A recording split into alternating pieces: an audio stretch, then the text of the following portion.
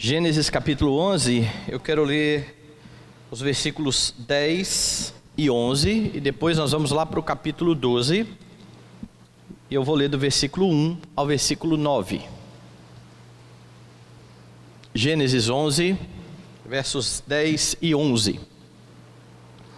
São estas as gerações de Sem. Ora, ele era da idade de 100 anos, quando gerou a Arfaxade, 2 anos depois do dilúvio. E depois que gerou a Arfaxade, viveu Sem 500 anos, e gerou filhos e filhas. Capítulo 12. Ora, disse o Senhor a Abrão: sai da tua terra, da tua parentela e da casa de teu pai, e vai para a terra que te mostrarei. De ti farei uma grande nação, e te abençoarei, e te engrandecerei o nome. Sê tu uma bênção. Abençoarei os que te abençoarem, e amaldiçoarei os que te amaldiçoarem. Em ti serão benditas todas as famílias da terra. Partiu, pois, Abrão, como lhe ordenara o Senhor, e Ló foi com ele.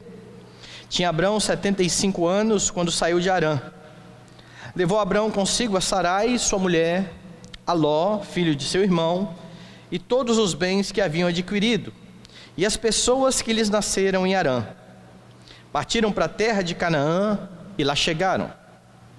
Atravessou Abrão a terra até Siquém, até o carvalho de Moré. Nesse tempo os cananeus habitavam essa terra. Apareceu o Senhor a Abrão e lhe disse: darei à tua descendência esta terra. Ali edificou Abrão um altar ao Senhor que lhe aparecera. Passando dali para o monte ao oriente de Betel, armou a sua tenda, ficando Betel ao ocidente e Ai ao oriente. Ali edificou um altar ao Senhor e invocou o nome do Senhor. Depois seguiu Abrão dali, indo sempre para o Neguebe. Vamos orar mais uma vez? Ó Deus amado, bendito, exaltado, Pai, seja o teu nome. Como é bom podermos estar juntos no dia do Senhor, como família da fé, igreja do Senhor, povo comprado e remido pelo teu sangue, a fim de prestar culto ao teu nome.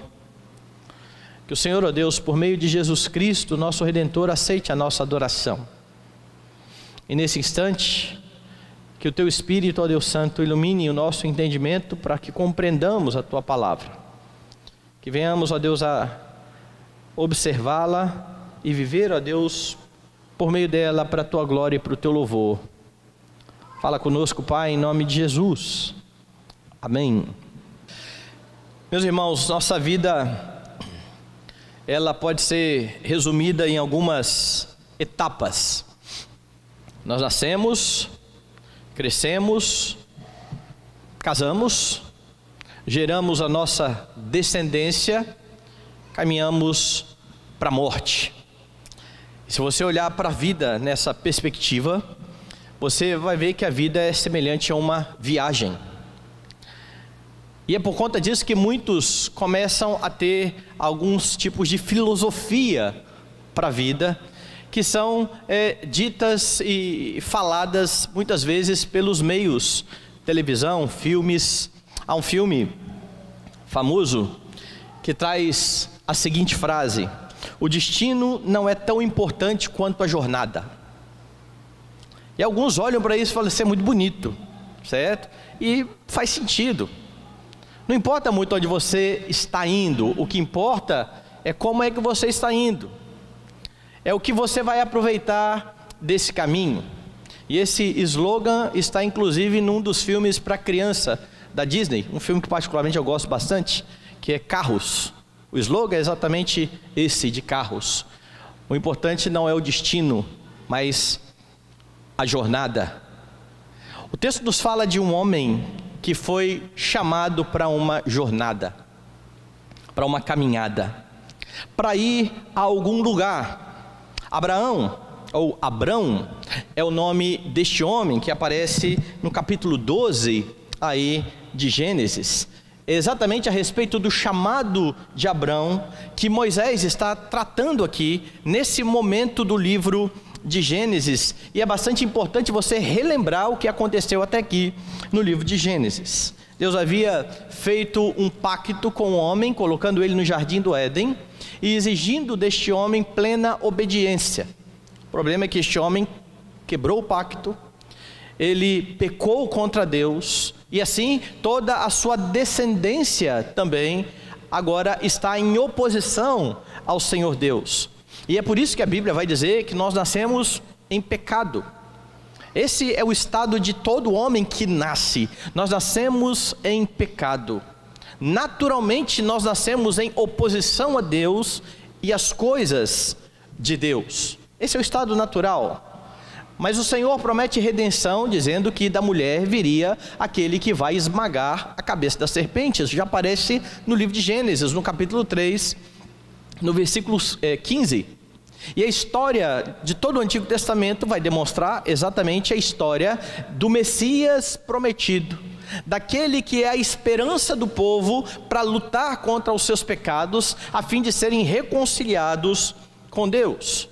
E você então vê no capítulo 4, por exemplo, como o pecado corrompeu os relacionamentos humanos. Você vê isso na figura de Lameque, descendente de Caim. Lameque toma 2 esposas. Lameque, ao governar a sua família, ele o faz de forma errada, colocando medo nas suas esposas. Ele é um homem violento. Ele é um homem que mata um rapaz porque ele esbarrou em Lameque, e ainda conta vantagem a respeito disso. E é exatamente por isso que quando você chega no capítulo 6, esse estilo de vida parece permear toda a terra. O que você tem no capítulo de número 6? Veja no versículo de número 5. Viu o Senhor que a maldade do homem se havia multiplicado na terra, e que era continuamente mal todo o desígnio do seu coração. Era esse estado. E o que Deus resolve fazer aqui? Deus resolve dar cabo de toda a terra enviando o dilúvio. Mas ele havia feito uma promessa: da mulher, de Eva, viria aquele que iria esmagar a cabeça da serpente. Então Deus não poderia simplesmente exterminar todas as pessoas. Ele salvou um descendente dessa mulher, Noé. É isso que aparece aí no versículo de número 8. Noé achou graça diante do Senhor. Deus amou a Noé, e Deus salvou aquele homem e a sua família. E então, a partir do capítulo 6, você tem a história bastante conhecida do dilúvio. Noé construindo uma arca, Deus trazendo um casal de cada animal para aquela arca, a porta da arca se fechando com Noé, sua esposa e os seus 3 filhos, Sem, Cã e Jafé, cada um deles com as suas respectivas esposas. Vem o dilúvio que dá cabo de toda a vida da terra, exceto daqueles que estão dentro daquela arca. Aquela arca apontava para o Senhor Jesus Cristo. Todos os que estão em Cristo terão vida. Aqueles que estão fora de Cristo perecerão. Essa é a figura da arca. Acontece que eles ficam 1 ano, pelo menos, vagando naquela arca, até que as águas começam a baixar. Quando as águas baixam, lá no capítulo de número 9, você percebe, um pouquinho antes do capítulo de número 9, que Noé, ao sair da arca, faz ali, então, estabelece um altar e agradece a Deus tudo aquilo que havia acontecido e todo o livramento de Deus. Estão Noé, seus 3 filhos, a sua esposa, a esposa dos filhos. Sem, Cã e Jafé estão aqui.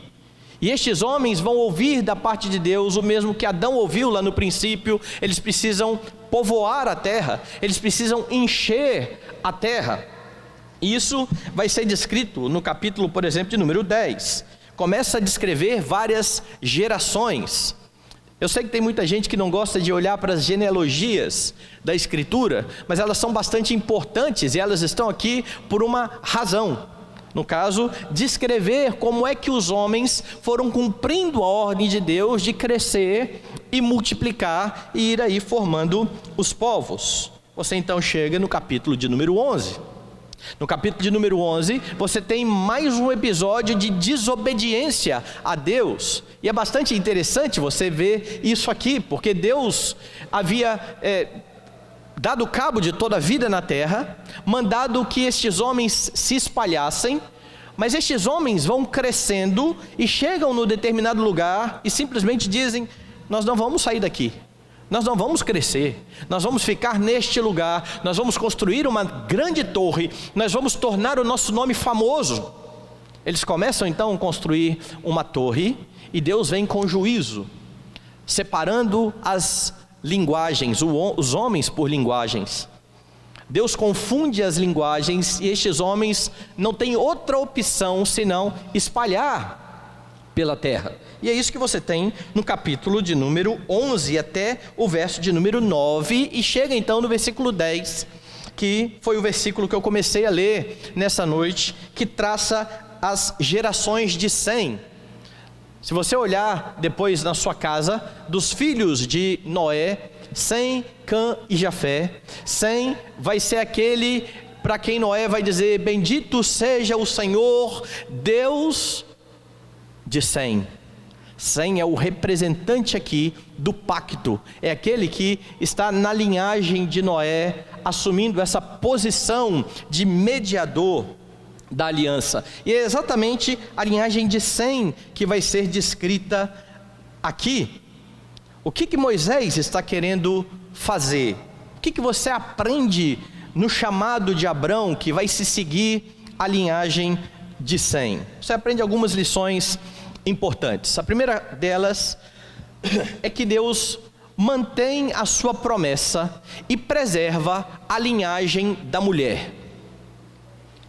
Lá em Gênesis 3:15, a promessa que Deus deu ao julgar a serpente foi: eu vou colocar a inimizade entre ti e a mulher, entre a sua descendência e o seu descendente. Este lhe ferirá a cabeça e tu lhe ferirás o calcanhar. E ali então Deus está estabelecendo claramente duas linhagens: uma linhagem que teme a Deus e uma linhagem que está em oposição a Deus. Na linhagem que teme a Deus você vai ter Enoque. Na linhagem que não teme a Deus você vai ter Lameque. E essas duas linhagens, elas estão bem descritas ali nos capítulos de Gênesis, antes do capítulo 6, capítulos 4 e 5. E agora, depois que Deus dá cabo de toda a terra, é importante você notar de novo as genealogias que aparecem aqui. Veja que o texto começa dizendo o seguinte: são estas as gerações de Sem. Ora, era ele da idade de 100 anos, quando gerou a Arfaxade, 2 anos depois do dilúvio. E depois que gerou o Arfaxade, viveu Sem 500 anos, e gerou filhos e filhas. Para você que pula genealogias, eu vou tentar incentivar você a ler um pouco mais das genealogias. Essa é a segunda vez que a linhagem de Sem vai ser descrita. Não é a primeira vez que Moisés está tratando dos descendentes de Sem. Ele já havia feito isso no capítulo 10, antes do episódio da Torre de Babel. Veja aí comigo, no capítulo 10, a partir do verso de número 22. Veja o que ele diz aí. Os filhos de Sem são Elão, Assur, Arfaxade, Lude e Arã. Os filhos de Arã, Uzu, Jéter e Mas. Arfaxade gerou a Salá, Salá gerou a Eber. Então você tem uma descrição de Sem até Eber. E quando chega em Eber, no versículo 25 diz: a Eber nasceram 2 filhos. Um teve por nome Peleg, porquanto em seus dias se repartiu a terra. E o nome do seu irmão foi Joctã. Repare bem o que está acontecendo aqui. Eber tem 2 filhos. Peleg, por que Peleg recebe este nome? Peleg significa divisão. E está descrito aqui por Moisés isso. Nos dias de Peleg se dividiu a terra. A terra tinha um só continente, mas após o dilúvio, ela começa, os continentes a se afastarem. Essa é a ideia. O que você tem hoje? A terra está dividida, mas não somente isso. O que vai acontecer mais à frente, na Torre de Babel, quando homens também irão cada um para uma parte da terra, divididos pelas suas linguagens. Cada um tem que ir para um canto. Agora, antes de falar sobre essa divisão das linguagens, o que fez Moisés aqui? Ele disse que Éber teve 2 filhos, um chamado Peleg, o outro chamado Joctã.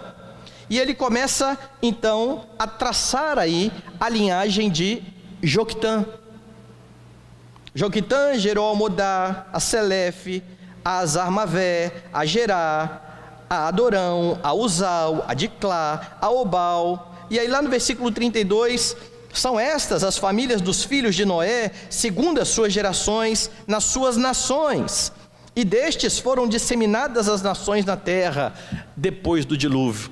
Ele traça toda a linhagem de Joquinã. E onde que vai dar isso? Na história dos homens desobedecendo a Deus.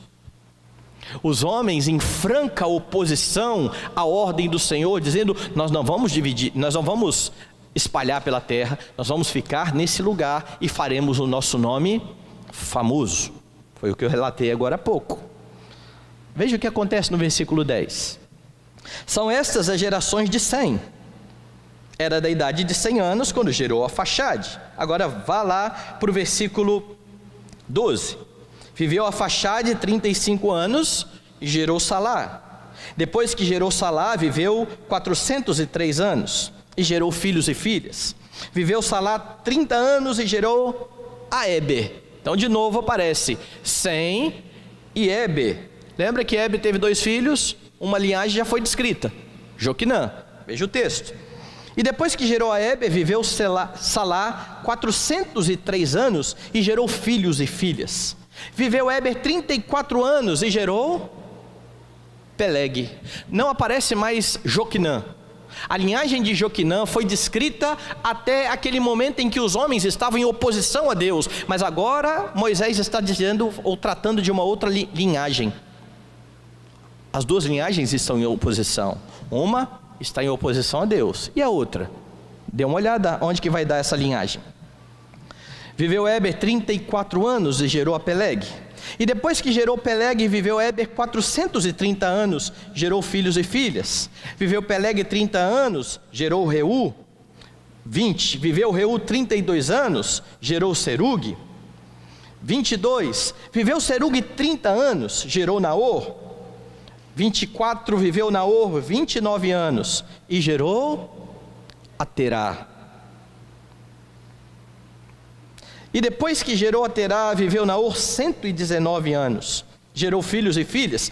Viveu Terá 70 anos e gerou Abrão, a Naor e a Arã. O que Moisés está fazendo é exatamente mostrar que enquanto uma linhagem continua em oposição a Deus, dessa outra linhagem virá aquele que formará a nação escolhida de Deus. É isso que Moisés está fazendo aqui. E é por isso que ele está descrevendo as 2 linhagens. E aí então ele diz, versículo 27, são estas as gerações de Terá. Terá gerou Abrão, Naor, Arã. Arã gerou a Ló. Morreu Arã na terra do seu nascimento, em Ur dos Caldeus, estando Terá seu pai ainda vivo. Abrão e Naor tomaram para si mulheres. A de Abrão chamava-se Sarai, a de Naor Milca, filha de Arã, que foi pai de Milca e de Iscar. Sarai era estéril, não tinha filhos. Tomou Terá a Abraão, seu filho, e a Ló, filho de Arão, filho de seu filho, e a Sarai, sua nora, mulher de seu filho Abrão, saiu com eles de Ur dos Caldeus para ir à terra de Canaã. Foram até Arã, onde ficaram. E havendo Terá vivido 205 anos ao todo, morreu em Arã. O que você então está percebendo até aqui? Em Babel, linhagem de Peleg, oposição a Deus, juízo do Senhor. Mas Moisés está querendo enfatizar que Deus é fiel à sua palavra, Deus é fiel ao seu pacto, à sua aliança, e é por isso que no meio de homens que eram tão pecadores como a linhagem de Joquinã, que estão na linhagem agora de Peleg, Deus, por infinita graça e misericórdia, chamará um homem. É Deus quem vai até Abrão. Abraão não está à procura de Deus. Abraão vivia numa terra idólatra. Quer ver que coisa interessante? Vá no livro de Josué, primeiro livro que aparece depois dos 5 livros de Moisés. Josué capítulo 24. E ali em Josué capítulo 24, você tem logo no finalzinho da vida de Josué o seguinte: depois reuniu Josué todas as tribos de Israel em Siquém, chamou os anciãos de Israel, os seus cabeças, os seus juízos, os seus oficiais, e eles se apresentaram diante de Deus. O que está acontecendo no final da história de Josué? Você já dá um salto aí grande na história, certo? Desde o tempo em que Abrão foi chamado, mais de 400 anos se passaram até esse momento. O povo veio de Abrão, Isaque, Jacó, as 12 tribos. As 12 tribos vão parar no Egito, ficam ali 430 anos. Moisés vai ser usado para libertar esse povo. Moisés morre, Josué assume a liderança do povo. Josué é o responsável por fazer o povo entrar na terra, e agora a terra está sendo dividida entre o povo, as tribos de Israel. E agora então, o que está acontecendo? Verso 2: então Josué disse ao povo: assim diz o Senhor, Deus de Israel, antigamente vossos pais, Terá, pai de Abraão e de Naor, habitaram da além do Eufrates e serviram a outros deuses. Josué está fazendo questão de frisar de onde foi que aquele povo foi tomado. Aquele povo não era bonzinho. Aquele povo não tinha um caráter diferente do caráter de outras nações. Aqueles homens eram tão pecadores quanto qualquer outro homem que veio de Adão. Todos pecaram e estão destituídos da glória de Deus. Mas veja o versículo 3: eu, porém, tomei Abrão, vosso pai, da além do rio, e o fiz percorrer toda a terra de Canaã. Também te multipliquei a descendência e lhe dei Isaque. E então vai descrever toda a história do que foi que Deus fez com estes homens. E por que essas coisas estão descritas aqui? Exatamente para mostrar que na preservação da linhagem da mulher, de onde vem o Messias, Deus, por graça e misericórdia, está escolhendo aqueles a quem Ele quer salvar, não por causa dos homens, mas por causa dEle. É Ele que é o Deus gracioso, não são os homens que são dignos de salvação. Não são os homens que merecem estar na presença de Deus. E é por isso que é bem enfatizado em Josué: os nossos pais, Terá e Abrão, foram tirados de uma terra idólatra. Eles foram tirados, eles não saíram, eles foram tirados. A ação é do Senhor. Entretanto, ainda que a escolha seja pela graça de Deus, o Senhor vai exigir uma resposta de obediência e fé. E aí, então você vai voltar no capítulo 12 e vai perceber isso na vida de Abrão. Se é verdade que somos salvos porque Deus escolheu, é verdade também que nós respondemos a isso. E nós podemos responder porque Deus tomou a iniciativa. Pela graça sois salvos, mediante a fé. Isso não vem de vós, é dom de Deus, não de obras, para que ninguém se glorie. Abraão não foi salvo porque cumpriu a lei. Nós lemos isso na liturgia. Quando Paulo explica aos romanos a respeito da salvação, da justificação, ele vai apontar exatamente para Abraão, perguntando àqueles judeus que achavam que seriam salvos por cumprir a lei: o que vocês acham que Abraão recebeu? Porque se Abraão foi salvo pelas obras, ele tem do que se gloriar. Mas o que diz a Escritura? Abraão creu em Deus, e isso lhe foi creditado, imputado para a justiça. Como é que você vê aqui? Veja o versículo 1. Ora, disse o Senhor a Abraão: sai da sua terra, da sua parentela, da casa do teu pai, e vai para a terra que eu te mostrarei. Versículo 4. Partiu, pois, Abrão, como lhe ordenara o Senhor. Deus agora vai lá naquela terra idólatra, sai dessa terra e vai para uma terra que eu vou te mostrar. A jornada de Abrão envolvia uma terra que Deus ainda diria, falaria, revelaria qual ia ser. E ele precisaria sair dali. E ele precisaria obedecer ao Senhor. Ele é chamado para sair do meio dos seus parentes, da sua terra, e ir na sua jornada, a despeito de não saber onde era essa terra. E como vez por outra eu brinco aqui, imagine então a fé de Sara, quando Abraão chega em casa e fala: vamos, mulher, para onde? Eu não sei. Eu vou precisar de qual tipo de roupa? Eu não sei. Vai estar frio ou vai estar calor? Eu não sei. Abraão não sabia para onde ia. Ele simplesmente chega em casa e fala: vamos para a terra que o Senhor mostrará. É isso que está lá na galeria da fé. Pela fé, Abraão partiu sem saber para onde ia, confiando na promessa do seu Deus. Abraão prontamente obedece ao chamado do Senhor, e com o chamado de Abraão, Deus está mantendo a promessa de abençoar os filhos de Sem e a descendência da mulher. Então a primeira coisa que você vê aqui é exatamente isso: Deus se mantendo fiel ao pacto e preservando a linhagem da mulher. Mas você vê ainda mais.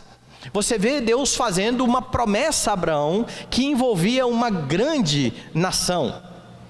Ele ordena a Abraão sair da sua terra, da sua parentela, e promete fazer dele uma grande nação. E aqui você percebe a resposta de fé do patriarca ainda de forma mais evidente. Por que eu estou dizendo isso? Porque quando Moisés relatou as linhagens, as descendências, ele fez questão de apontar para um fato no capítulo 11. Volte lá. 11:29. Abrão e Naor tomaram para si mulheres. A de Abraão chamava-se Sarai, a de Naor Milca, filha de Arã, que foi pai de Milca e de Iscar. Sarai era estéril, não tinha filhos. Tomou Terá Abrão, seu filho, e Aló, filho de Arão, filho de seu filho, e a Sarai, sua nora, mulher de seu filho Abrão, saiu com eles de Ur dos Caldeus. E por que Moisés está frisando, enfatizando isso aqui? Abraão casou-se com Sarai, ela era estéril. Porque agora, aqui no capítulo 12, Deus está dizendo: sai da sua terra, sai do meio dos seus parentes, vai para uma terra que eu vou te mostrar, você vai ser pai de uma grande nação. E com uma esposa estéril, ele se levanta e vai. Ele crê no Senhor, ele está confiante naquele que faz a promessa. E a promessa de uma nação envolveria algumas coisas. Veja aí o texto bíblico. Envolveria uma terra, versículo 1: sai da sua terra e da sua parentela e da casa do seu pai, vai para a terra que eu vou te mostrar. Então envolvia ter uma terra, envolvia receber a bênção de Deus. Veja o verso 2: de ti farei uma grande nação e te abençoarei. Ou seja, prosperidade, bem-estar material, capacidade de realizar aquilo que Deus estava ordenando a ele. Tudo isso estava envolvido aqui. Mas você quer uma coisa ainda mais curiosa? Lembra do pessoal de Babel, que parou naquele lugar e disse assim: nós não vamos obedecer a Deus, nós vamos fazer uma grande torre e nós vamos tornar o nosso nome famoso. Veja a bênção que Deus promete a Abraão: te engrandecerei o nome. O nome de Abraão seria engrandecido, o nome de Abraão seria famoso. Deus faria isso, diferente daqueles homens que queriam tornar famoso o seu próprio nome. Deus está falando a Abraão que envolve exatamente isso. Se você caminhar na linhagem de Abraão, no decorrer da história da redenção, você vai ver alguns nomes famosos ali. Davi, Salomão, Jesus Cristo. O nome que está acima de todo nome. O nome famoso apontava para o Redentor, para aquele que vai redimir todo o seu povo.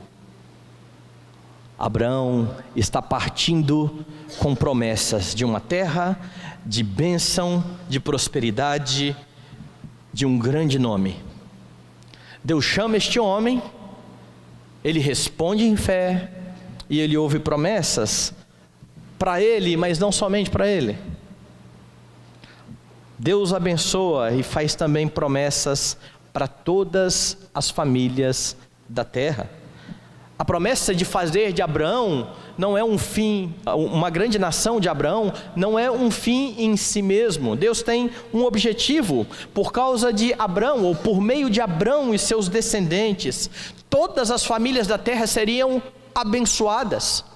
Se você olhar para Israel e para a lei, quando Deus dá a lei a Israel, você vai ver exatamente isso. Vocês vão ser uma nação santa, vocês vão viver em acordo com a lei do Senhor, para que as nações vejam quem é o Deus de Israel. Você quer um exemplo disso? Vai lá para o Salmo 126 e você vai olhar exatamente isso. Quando o Senhor restaurou a sorte de Sião, ficamos como quem sonha. Então a nossa boca se encheu de riso, a nossa língua de júbilo, e então, entre as nações, se dizia: grandes coisas o Senhor tem feito por eles. E aí então vem a convicção do próprio salmista: com efeito, grandes coisas fez o Senhor por nós, por isso estamos alegres. Você vai ver essa promessa já se cumprindo no Antigo Testamento em muitos momentos, quando Israel obedecia à ordem de Deus. O problema é que Israel vai começar a viver para si mesmo, vai começar a fazer de Deus um Deus nacional, achando que outras nações não merecem ter o Deus de Israel. Eu acho que a forma mais fácil de você perceber isso é olhar para Jonas. Jonas vai pregar em Nínive, ele se dispõe e vai para o outro lado. Por qual razão? Lá no final do livro de Jonas ele diz: eu sabia que o Senhor é um Deus misericordioso, é por isso que eu fugi, foi por isso que eu me adiantei, foi por isso que eu quis ir embora.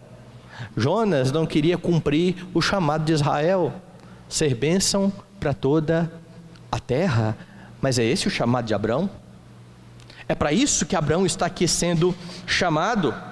Ele recebe então a ordem de Deus de ser uma bênção. Está lá no versículo 2: sê tu uma bênção. Verso 3: abençoarei os que te abençoarem, amaldiçoarei os que te amaldiçoarem. Em ti serão benditas todas as famílias da terra. A partir de então, todos aqueles que abençoam Abraão são abençoados, aqueles que amaldiçoam Abraão são amaldiçoados. O problema é que a leitura equivocada da Escritura faz com que as pessoas confundam Jesus Cristo com a nação de Israel. E é por isso que você vê os discursos dizendo: quem se coloca contra Israel está contra Deus. Não, Israel, que está ali no Oriente, não, aquela nação rejeitou o Messias.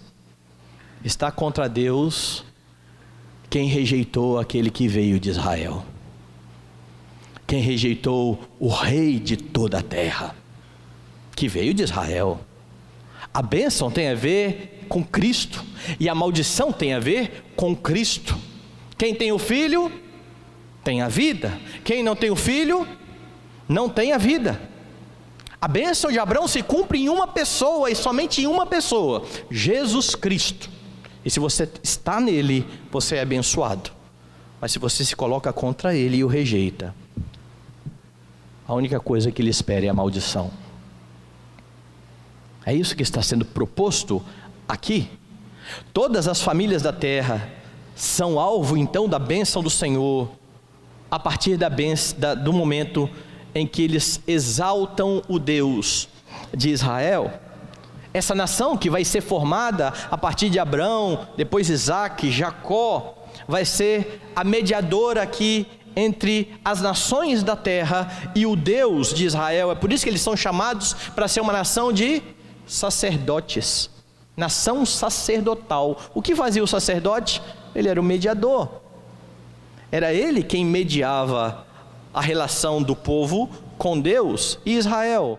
Israel mediaria a relação das outras nações com o próprio Deus. O que você tem então aqui nesses capítulos? Nesse capítulo, a preservação da linhagem da mulher. Deus mantém de pé sua promessa, a promessa de uma grande nação e a promessa de bênção para todas as famílias da terra por meio dessa nação. E como é que isso se aplica a nós? O que isso tem a nos instruir como igreja em pleno século 21? Primeiro, o chamado de Abraão, meus irmãos, aponta exclusivamente para a graça do Senhor, como eu afirmei aqui, e para a sua promessa de redimir um povo para si mesmo. Deus preserva a linhagem da mulher por meio de Abraão, tirando esse homem de uma terra idólatra, tirando. Como eu disse, ele não estava à procura de Deus, ele não estava querendo saber quem é o Deus verdadeiro, ele era um idólatra. Deus vai lá na sua terra e o chama. Nós amamos porque ele nos amou primeiro. Nós só podemos responder com fé e crer em Jesus Cristo se ele tomar a iniciativa. É por isso que ele vai dizer que todo aquele que o Pai me deu, esse virá a mim. E se você hoje crê em Jesus Cristo, saiba que a mesma graça que alcançou Abraão, alcançou a sua vida. Não foi porque você se destacou das pessoas. Não foi porque você tinha uma índole um pouquinho melhor do que a do seu vizinho. Não foi porque você fez um pouco mais de obras. Não foi porque você se dedicou. Nada disso. Foi porque Deus quis buscar você, da mesma forma que buscou Abraão e tirou da sua terra, dizendo que enviaria para uma terra que ele ainda iria conhecer. E as implicações disso estão no Novo Testamento. Veja só, de forma soberana, Deus está preservando a linhagem de Jesus Cristo. A escolha de Abraão é evidenciada na obediência, que não foi perfeita. Olhe para a vida de Abraão. Primeira coisa que esse homem faz, esse homem que deveria ser uma bênção para todas as famílias da terra, foi mentir, colocar sua esposa em risco e atrair a maldição de Deus para um rei, por temor, por não crer na promessa do Senhor. A obediência dele não foi em todos os momentos perfeita, mas apontava para a perfeita obediência de Jesus Cristo. Esse sim é o Redentor do povo, não é Abraão. A bênção vem por meio de Abraão, ele é um instrumento, mas ela se concretiza naquele que vem de Abraão. Jesus Cristo obedece de forma perfeita, ele é o legítimo descendente da mulher. Depois você confere lá o Evangelho de Mateus. Quando você olha para a genealogia, Mateus faz questão, ele está escrevendo para judeus, de dizer na genealogia de Jesus, que ele era da descendência de Abraão e da descendência de Davi. Filho de Abraão, filho de Davi. Filho do que recebeu a promessa, filho do maior rei dessa terra.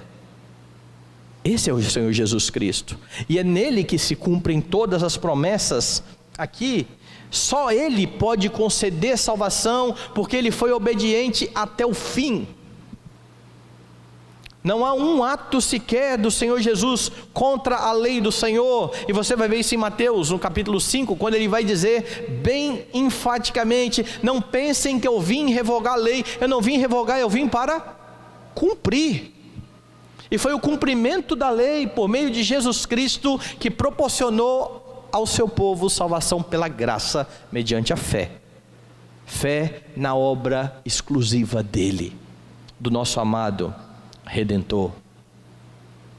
Uma segunda implicação: Deus prometeu a Abraão um grande nome. Um grande nome. E como eu já afirmei, isso se cumpre especificamente em Jesus Cristo. Abra sua Bíblia em Filipenses, capítulo 2. Abraão é chamado a obedecer a fim de ter um bom nome, ou um nome famoso. O que você tem em Filipenses 2, de 9 a 11?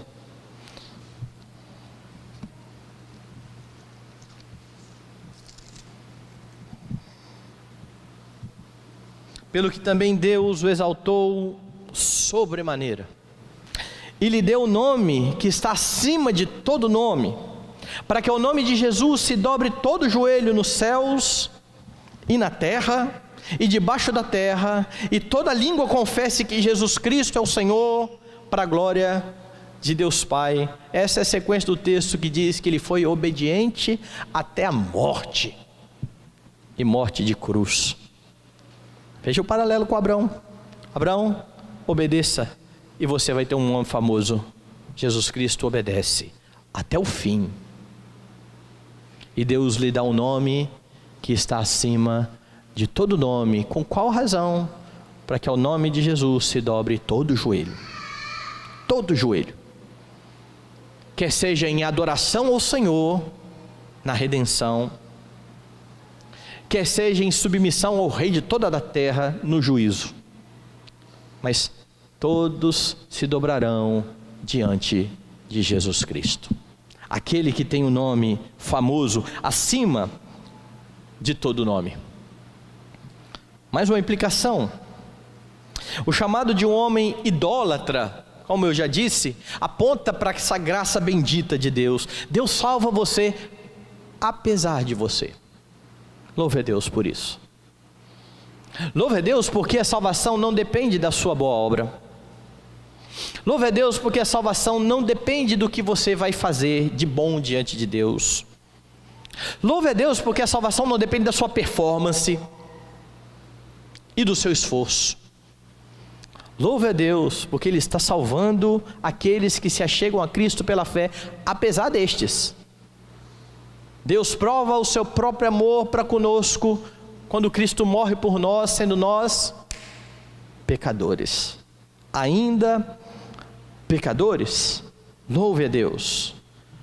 Agora, se é verdade que a salvação não depende de você, quando você responde ao chamado de Deus, de graça mediante a fé, Ele exige de você o mesmo que Ele exigiu de Abraão: anda na minha presença e ser perfeito. Cumpra a minha lei, cumpra os meus mandamentos. Deus exige fé no Redentor. Vai lá de novo no capítulo 4 de Romanos, nós lemos na liturgia.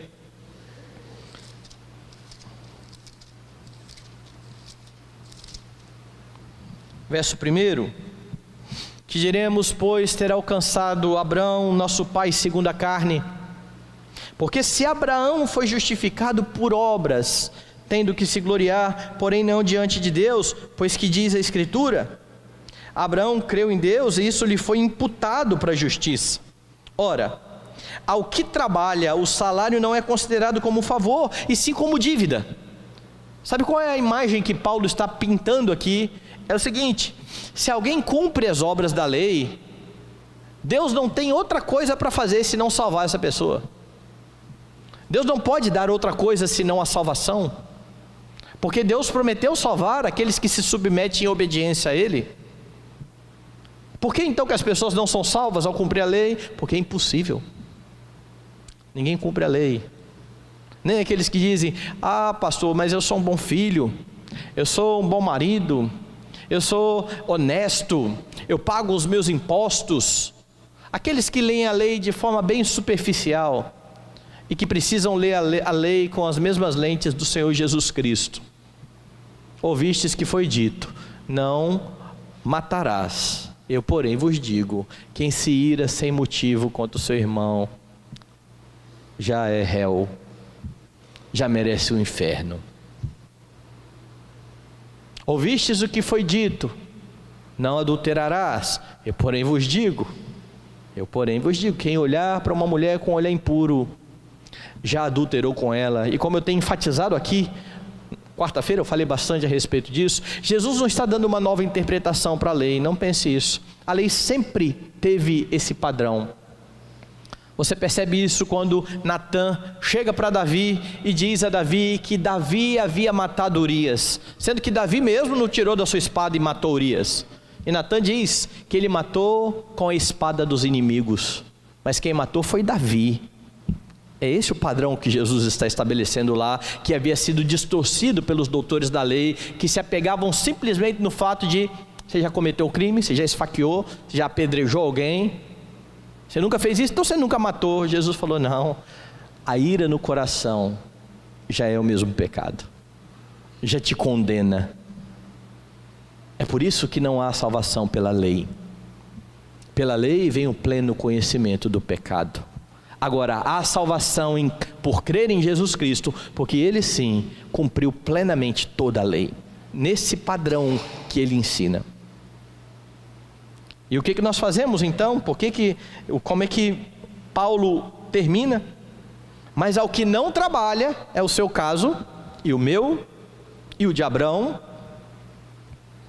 porém crê naquele que justifica o ímpio, a sua fé lhe é atribuída por justiça.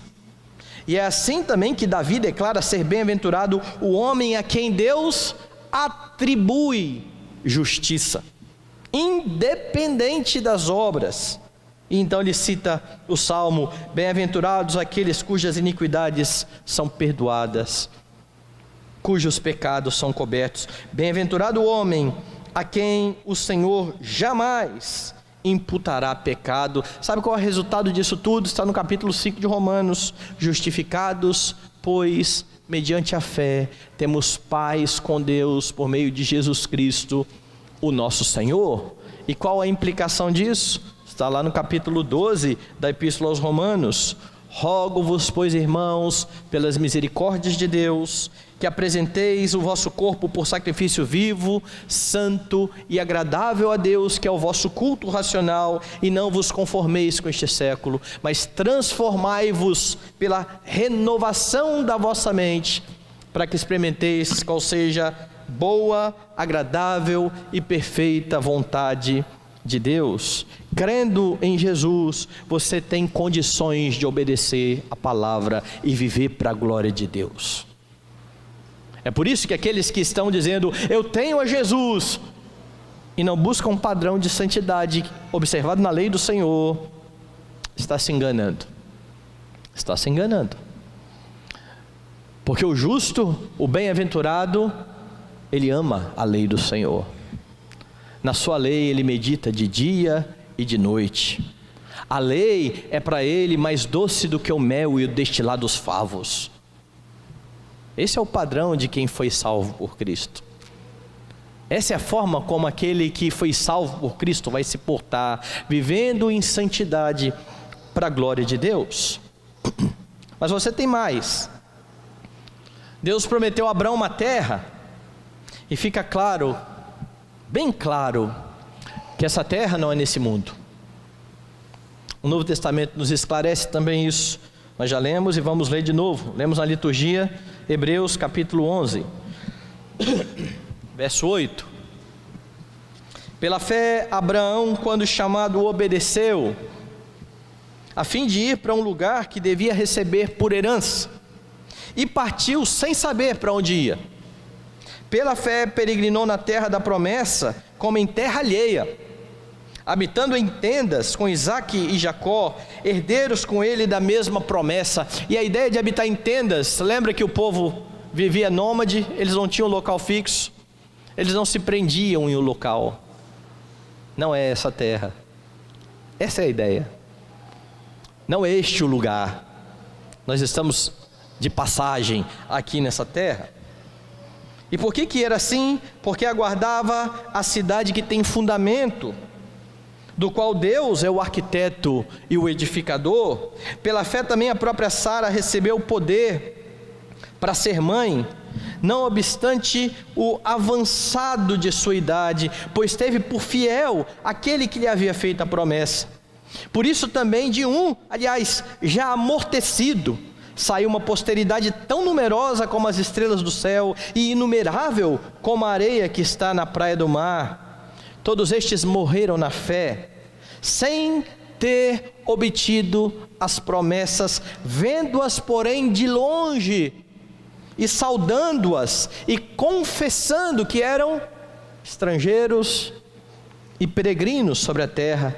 Porque os que falam desse modo manifestam estar procurando uma pátria, e se na verdade se lembrassem daquela de onde saíram, teriam oportunidade de voltar. Mas agora aspiram a uma pátria superior, isso é celestial. Por isso Deus não se envergonha deles, de ser chamado o seu Deus, porquanto lhes preparou uma cidade. E aqui você entende que o destino é importante. O destino é importante. Não caia na conversa desse mundo de que não importa o destino. Importa. Abraão creu que Deus estava dando a ele um destino. E você precisa crer que Deus nos deu um destino, que não é este mundo. E sabe por que é importante entender que há um destino? Porque isso fará diferença na sua caminhada e na sua jornada. Para quem não tem aonde ir, não tem esperança de um bom lugar e de uma terra maravilhosa, a busca da alegria se dará aqui e agora. É por isso que Paulo, ao confrontar aqueles que não criam na ressurreição, vai dizer que se Jesus não ressuscitou, é vã a fé, é vã. Comamos e bebamos, amanhã morreremos. Mas e se a esperança em Cristo se limita a esse mundo? Somos os mais infelizes de todos os homens. Quem não sabe para onde está indo, quem não entende a glória da nova criação, buscará com todas as forças alegria nesse mundo. Mas se você sabe para onde você está indo, e conhece bem aquele que está conduzindo e caminhando com você, você vai obedecer às suas exigências, sabendo que o caminho é estreito, sabendo que a porta é larga, é estreita, não é larga, sabendo que você dia a dia precisa morrer para os seus desejos e viver para Deus, sabendo que nós não podemos amar esse mundo e nem as coisas desse mundo. E aí você vai entender que tanto a jornada quanto o destino são importantes para a sua vida, porque o Deus que nos chama para nova terra nos mostra o padrão de santidade que haverá nessa terra, padrão que devemos buscar já, que nós já temos condições de buscar, mas ainda não estamos plenamente redimidos a fim de chegar nisso. Mas é uma caminhada na qual Jesus Cristo vai adiante de nós, preparando o lugar. A terra prometida pelo Senhor aos que creem é o lar celestial. Por isso não se deixe enamorar pelas coisas desse mundo. Quem ama o mundo, o amor do Pai não está nele. E essa grande nação prometida a Abraão, portanto, não é aquele povo que está lá no Oriente Médio. A grande nação prometida a Abraão são os da fé. Os da fé é que são filhos de Abraão. Gálatas capítulo 3, versos 6 a 9. É o caso de Abraão, que creu em Deus e isso lhe foi imputado para a justiça. Sabei, pois, que os da fé é que são filhos de Abraão.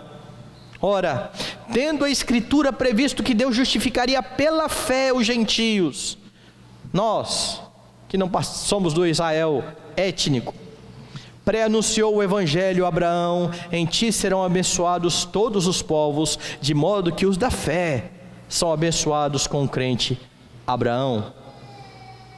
E se nós já fomos abençoados, se nós já cremos em Jesus Cristo, cabe a nós ser sal da terra, luz do mundo, nação santa, povo de propriedade exclusiva de Deus.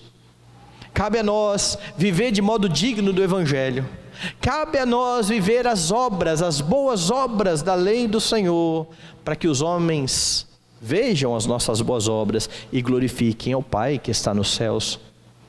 Nós somos chamados para ser bênção aos homens e às nações da terra, e faremos isso da mesma forma que Israel, vivendo em santidade, apontando para aquele que é o causador dessa santidade, que é o motivo dessa vida santa, Jesus Cristo, o nosso Redentor.